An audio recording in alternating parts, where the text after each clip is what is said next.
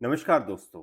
आज की वीडियो में बात करेंगे, अगर आप सैलरीड एम्प्लॉई हैं और सेंट्रल गवर्नमेंट में जॉब करते हैं, चाहे आप आर्मी में हो, बीएसएफ में हो, आईटीबीपी में हो या सेंट्रल गवर्नमेंट के अदर किसी यूनिट में हो, किसी पब्लिक सेक्टर एंटरप्राइजेस में हो, तो आप कैसे अपने इनकम टैक्स की रिटर्न फाइल कर सकते हो। तो उसके लिए आपको incometax.gov.in की वेबसाइट पे आना है, लॉगिन करना है। तो लॉगिन करने के लिए आपको पैन नंबर, अपना पासवर्ड रिक्वायर्ड होगा या फिर आधार कार्ड की बेसिस पे आप लॉगिन कर सकते हैं। अगर आपने रजिस्टर नहीं किया तो सबसे पहले आपको रजिस्टर करना है। इसको कैसे रजिस्टर करना है, इस पे अलग से वीडियो बना रखी है, आप जाके देख सकते हैं मेरे चैनल पे गाइस यहाँ पे। तो लॉगिन करने के बाद आपको इनकम टैक्स पोर्टल पे डैशबोर्ड आपका ओपन हो जाएगा।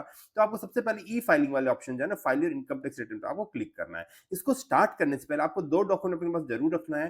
तो सबसे पहले आपको अपना एआईएस चेक करना है और अपना 26 ईयर्स। तो 26 ईयर्स में जो भी आपका टीडीएस डिडक्ट हुआ है वो आपको यहाँ शो कर देगा। और एआईएस में जो भी आपकी इनकम आपके डिपार्टमेंट ने रिपोर्ट की है वो आपको यहाँ से चेक करने का है। जब तक आपका एआईएस अपडेट नहीं होता है तब तक आपको अपनी रिटर्न फाइल नहीं करनी। तो जैसे आप एआईएस पे क्लिक करेंगे, आपका एआईएस यहाँ पे ओपन हो जाएगा। यहाँ पे तो आपकी सैलरी की इनकम यहाँ पे शो कर रहा है। तो आपको सैलरी की इनकम क्रॉस वेरीफाई करनी है अपने फॉर्म 16 के हिसाब से। अगर वो इनकम सही शो कर रहा है तभी आपको अपनी income tax return filing start करनी है, नहीं तो आपको वेट करना है, क्योंकि डिपार्टमेंट बाद में इस पे नोटिस दे देता है अगर आपने इनकम प्रॉपर्ली डिस्क्लोज नहीं की, क्योंकि मिसमैच आ जाता है आपके एआईएस में और आपकी आईटीआर में। तो उसके लिए आपको प्रॉपर्ली वेट करना है, अगर आपकी इनकम अभी भी अपडेट नहीं हुई तो गाइस यहाँ पे। उसके अलावा अगर आपको फॉर्म 16 यहाँ पे इशू हो चुका था, फॉर्म 16 के हिसाब से अपने रिटर्न को यहाँ पे फाइल करना है गाइस यहाँ पे। तो गाइस अब बात करते हैं कैसे आपको इनकम टैक्स पोर्टल पे जाकर अपने रिटर्न फाइल करना है। तो फाइल योर इनकम टैक्स पे जाना, ई फाइलिंग वाला ऑप्शन जाना, file your income tax return में आप क्लिक करेंगे। उसके बाद आपको असेसमेंट ईयर 26-27 सेलेक्ट करना है, जो कि करंट ईयर की फाइलिंग होगी गाइस यहाँ पे। ऑनलाइन वाले ऑप्शन पे जाना है, कंटिन्यू पे क्लिक करना है। उसके बाद स्टार्ट न्यू पे आप क्लिक करेंगे गाइस यहाँ पे।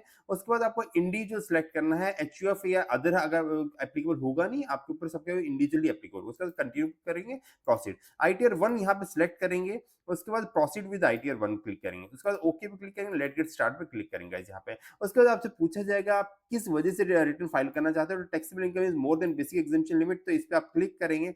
उसके बाद आपके रिटर्न की समरी ओपन हो जाएगी। तो आपको वन बाय वन हर एक शेड्यूल को यहाँ पे कंफर्म करना है। पर्सनल इन्फॉर्मेशन में आने के बाद आपको नेचर ऑफ एम्प्लॉयमेंट में आने के बाद आपको यहाँ पे सेंट्रल गवर्नमेंट सेलेक्ट करना है। अगर स्टेट गवर्नमेंट है तो स्टेट गवर्नमेंट एम्प्लॉय सेलेक्ट करते हैं, पीएसयू में वर्किंग है तो पीएसयू, अगर प्राइवेट में वर्किंग है तो अदर आता है यहाँ पे। तो हम यहाँ पे सेंट्रल गवर्नमेंट सेलेक्ट करेंगे। उसके बाद आपको आईटीआर फाइलिंग वाला सेक्शन ऑटोमेटिक सेलेक्ट होगा, सेक्शन 139, जो कि ड्यू डेट से पहले आप फाइल करते हैं। सबसे इंपॉर्टेंट चीज जो कि टैक्स पेयर ने काफी गलती की लास्ट ईयर, उनको नोटिस भी आया है, डिमांड के साथ उनको पेमेंट करनी पड़ी है। तो आपको यहाँ पे सेक्शन, जिस सेक्शन के अंदर आपको रिटर्न फाइल करनी है, रिजीम कौन सी सिलेक्ट करनी है वो आपको ध्यान देना है।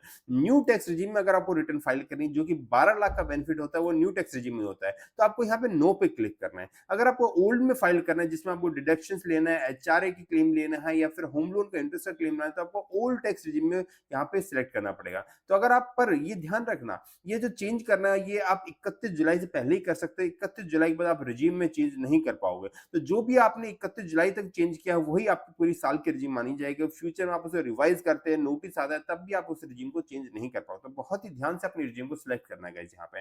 तो इसके बाद आपको यहाँ पे फॉर एग्जाम्पल आप न्यू टैक्स रिजीम में आपके लिए बेनिफिशियल है, जो कि मोस्टली टैक्स पेयर को न्यू में ही बेनिफिशियल होगा।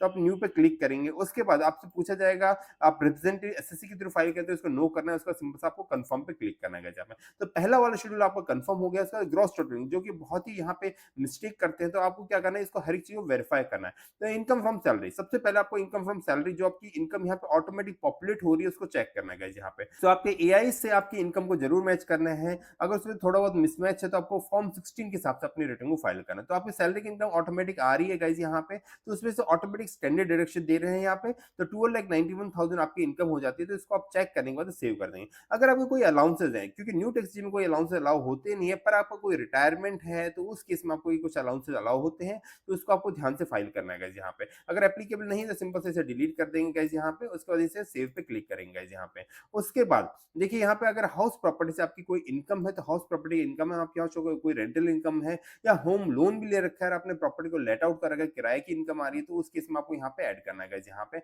अदर सोर्सेज कोई भी आपकी इनकम है यहाँ पे, अगर कोई भी इनकम नहीं है तो यहाँ पे कुछ भी नहीं आएगा। अगर इनकम है तो वो उसको सिंपल सा आपको ऐड करना है, लाइक सेविंग बैंक का इंटरेस्ट आता है गाइस यहाँ पे। तो आपको 26 ईएस और एआईएस से जरूर चेक करना है। यहाँ पे डिविडेंड इनकम है, आपका आपकी सेविंग बैंक से इंटरेस्ट है, तो इन सब में जो भी आपके एप्लीकेबल उसको सिलेक्ट करके उसको यहाँ पे सबमिट करना है यहाँ पे। तो हमारी कोई इनकम नहीं थी तो हम सिंपल से इसे कंफर्म कर देंगे यहाँ पे। उसके बाद यहाँ पे आपका टोटल डिडक्शन है या अच्छा एक चीज और ध्यान रखना गाइस, यहाँ पे ये सैलरी की इनकम है या फिर आपकी लॉन्ग टर्म कैपिटल गेन है जो कि 1.25 लाख तक का, तभी आप रिटर्न फाइल कर सकते हो। अगर लॉन्ग टर्म कैपिटल गेन आपका 1.25 लाख से ज्यादा है तो उस केस में आपको आईटीआर 2 पे जाना पड़ेगा। शेयर मार्केट की इनकम है, क्रिप्टो की इनकम है, शॉर्ट टर्म कैपिटल गेन है, तो उसके लिए भी आपको आईटीआर 2 ही फाइल करना पड़ेगा। अगर आपके यहाँ पे एआईएस में कोई भी इनकम आ रही है तो उस हिसाब से आपको आईटीआर 2 या आईटीआर 3 पे जाना पड़ेगा। हो सकता है बिजनेस रिसिप्ट भी आ रही हो तब भी आपको आईटीआर 3 पे जाना पड़ेगा गाइस। यहाँ पे अपना इनकम टैक्स का फॉर्म करेक्टली सिलेक्ट करना, नहीं तो डिपार्टमेंट यहाँ पे 136 का नोटिस आपको इशू कर देगा और आपको फ्यूचर में उसके अगेंस्ट यहाँ पे डिमांड पे करनी पड़ सकती है गाइस यहाँ पे। सो इसके लिए आपको प्रॉपर्ली सिलेक्ट करना कौन सा आईटीआर फॉर्म आपके लिए करेक्ट होगा गाइस यहाँ पे। तो उसके लिए आप हमसे कमेंट बॉक्स में लिख के पूछ सकते हैं कि क्या इनकम है, तो हम उसका प्रॉपर रिप्लाई कर सकते हैं गाइस यहाँ पे। उसका सिंपल सा हम इसे कंफर्म कर देंगे। कंफर्म करने के बाद आपको टोटल डिडक्शन में आना है, जो भी आपकी डिडक्शन, क्योंकि न्यू टैक्स में कोई ज्यादा डिडक्शन अलाउ होती नहीं है, पर आपने फिर भी किसी इसमें इन्वेस्ट किया है, लाइक एनपीएस कंट्रीब्यूशन था आपके एम्प्लॉयर का, तो आप यहाँ पे शो कर सकते हो, या अग्निवीर में आपने कुछ इन्वेस्टमेंट किया है तो उसको आप यहाँ पे शो कर सकते हो। नहीं तो सिंपल से कंफर्म कर देंगे। हम टैक्स पेड पे जाएंगे यहाँ पे, जो भी आपका टैक्स डिडक्ट हुआ है वो यहाँ पे ऑटोमेटिक आ जाएगा। इसको आपको 26 एज से भी चेक कर लेना है। अगर आपको कोई मिसमैच है तो उसको यहाँ पे करेक्ट करना है, या आपने सेल्फ असेसमेंट टैक्स कुछ पे किया तो उसको भी यहाँ पे ऐड कर सकते हैं। नहीं तो सिंपल से हम कंफर्म कर देंगे यहाँ पे। वेरीफाई योर टैक्स लायबिलिटी, उसके बाद डिपार्टमेंट ऑटोमेटिक कैलकुलेट करके आपको कितना टैक्स बन रहा है, आपने कितना जमा कराएगा यहाँ पे। उसके बाद प्रोसीड फॉर वेरिफिकेशन जाएंगे। देखिए आपने प्रॉपर जितनी आपकी इनकम थी उसी हिसाब से आपका एम्प्लॉय ने आपका टैक्स जमा कराया है, तो आपको देखिए टोटल टैक्स आपको 76,000 था, आपके एम्प्लॉय ने 76,000 ही टैक्स जमा करा दिया है। तो उस केस में आपको कोई भी टैक्स एडिशनल पे नहीं करना है, क्योंकि आपकी अदर कोई इनकम नहीं है। पर फॉर एग्जाम्पल आपकी सेविंग बैंक का इंटरेस्ट है, एफडी का इंटरेस्ट, शेयर मार्केट की इनकम, तो उस केस में हो सकता है आपको एडिशनल टैक्स भी पे करना पड़ेगा यहाँ पे। तो गाइज यहाँ पे प्रॉपरली आपने टैक्स जमा कराया तो आपको कोई भी टैक्स नहीं पे करना है। इवन काफी केस में क्या होता है, डिपार्टमेंट कुछ एरियर पे कर देता है, उस केस में आपको रिफंड भी अलाउ हो जाता है अगर आप प्रॉपर उसकी प्लानिंग करते हो गाइज यहाँ पे। तो यहाँ पे कुछ भी टैक्स पे नहीं करना था। उसके बाद सिंपल उसके बाद आपको टिक करना है अपना प्लेस सिलेक्ट। जैसे आप प्रोसीड टू वैलिडेशन क्लिक करेंगे, देखिए आपका वैलिडेशन सक्सेसफुल हो, कोई भी एरर नहीं मिला। उसका प्रीव्यू पे क्लिक करना है। प्रीव्यू पे क्लिक करने के बाद आपको सबसे नीचे आते हैं प्रोसीड टू वैलिडेट पे क्लिक करेंगे। देखिए कोई भी एरर आपका आया नहीं है। प्रोसीड टू वेरिफिकेशन आप क्लिक करेंगे, अपने आधार ओटीपी के बेस से अपने रिटर्न को यहाँ पे सबमिट कर देंगे यहाँ पे। तो बहुत ही सिंपल प्रोसेस है, पर इसमें बहुत ही ध्यान से फाइल करना है। जो भी आपको रिजीम सिलेक्ट करनी है ड्यू डेट से पहले ही आपको उसको चेंज कर सकते हो, उसके बाद आप उसे चेंज नहीं कर पाओगे। कोई भी अलाउंसेस लेना, उसकी प्रॉपर प्लानिंग करनी है। अगर आपको ओल्ड टैक्स रिजीम पे भी अपनी रिटर्न को फाइल करना सीखना है तो आप मुझे कमेंट बॉक्स में लिख के पूछ सकते हैं, मैं उस पर अलग से वीडियो बना दूंगा यहाँ पे। अगर वीडियो इन्फॉर्मेटिव लगे तो वीडियो जरूर लाइक करना, इससे हमें मोटिवेशन मिलता है आपके लिए नई वीडियो के लिए। अगर आपको अपनी रिटर्न को टैक्स एक्सपर्ट के थ्रू फाइल कराना है तो आप स्क्रीन पे देने नंबर कॉन्टेक्ट कर सकते हैं। Thank you friend.